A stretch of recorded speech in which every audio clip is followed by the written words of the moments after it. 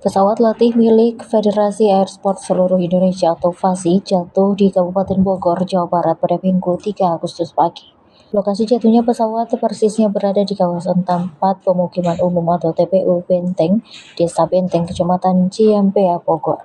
Akibat kejadian ini, 1 orang dilaporkan tewas atas nama Marsma TNI Fajar Adrianto, mantan Kepala Dinas Penerangan TNI Angkatan Udara. Sementara korban 1 lagi dalam kondisi luka berat dan sudah mendapatkan perawatan medis. Berikut fakta-fakta pesawat jatuh di Bogor dirangkum tribunnews.com pada Minggu 3 Agustus. Detik-detik kejadian.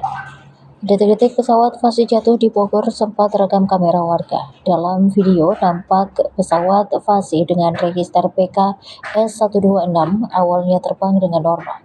Sesampainya di kawasan Kecamatan Ciampea, tiba-tiba pesawat bermanuver lalu menukik jatuh.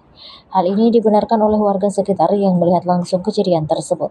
Saya melihat pesawat itu miring dan saya lihat coba untuk naik lagi, tapi tiba-tiba jatuh, kata Enjat kepada tribunnews.bogor.com. Enjat menambahkan sebelum pesawat jatuh, dirinya mendengar suara gemuruh.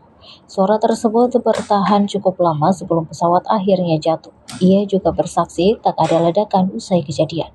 Gemuruh saja, lumayan kencang, cuma gak lama suaranya karena langsung jatuh kan, tandasnya.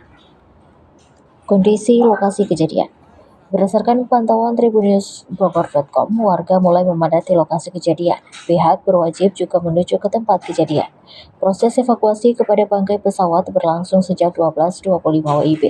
Bangkai pesawat saat ini sudah dipotong oleh anggota dengan bantuan tim Basarnas untuk dievakuasi.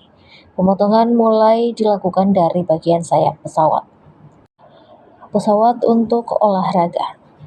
Anggota Dewan Pakar INACA atau Indonesia National Air Carriers Association, Alvin Lee, mengatakan pesawat yang jatuh bukanlah pesawat latih.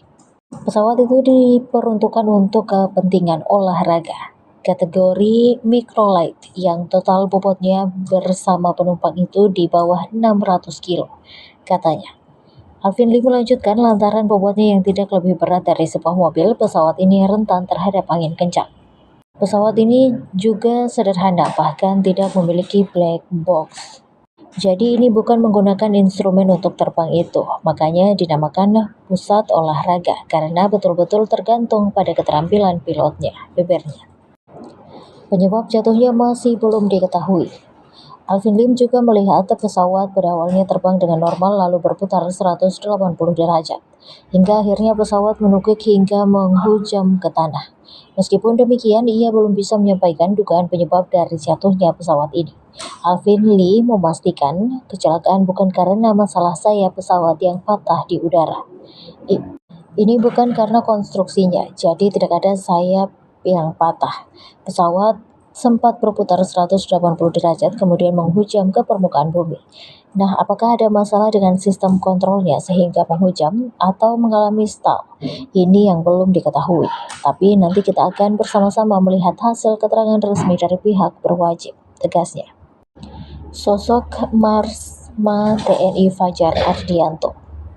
Berdasarkan penelusuran, ia merupakan pejabat aktif TNI AU dan mantan Kepala Dinas Penerangan TNI Angkatan Udara. Fajar Ardianto merupakan lulusan Akademi Angkatan Udara tahun 1992. Ia sejak awal karirnya menjadi penerbang pesawat tempur F-16 Fighting Falcon. Fajar Ardianto pernah memimpin Skadron Udara 3 Lanut Iswahyudi pada 2007 hingga 2010 dan menjabat sebagai Komandan Lanut Manuhua Biak pada 2017 hingga 2019. Pada 6 Mei 2019, ia dilantik sebagai Kepala Dinas Penerangan TNI AU, jabatan yang diembannya hingga 18 November 2020. Sosoknya kerap tampil di layar kaca sebagai juru bicara resmi TNI AU dalam berbagai isu strategis. Sejak 6 Desember 2024, ia menjabat sebagai Kapok Sali Kodik Lautau. Selain itu, ia juga aktif di Federasi Airsport Seluruh Indonesia atau FASI. Fajar Ardianto lahir pada 20 Juni 1970. Dia tutup usia di umur 55 tahun.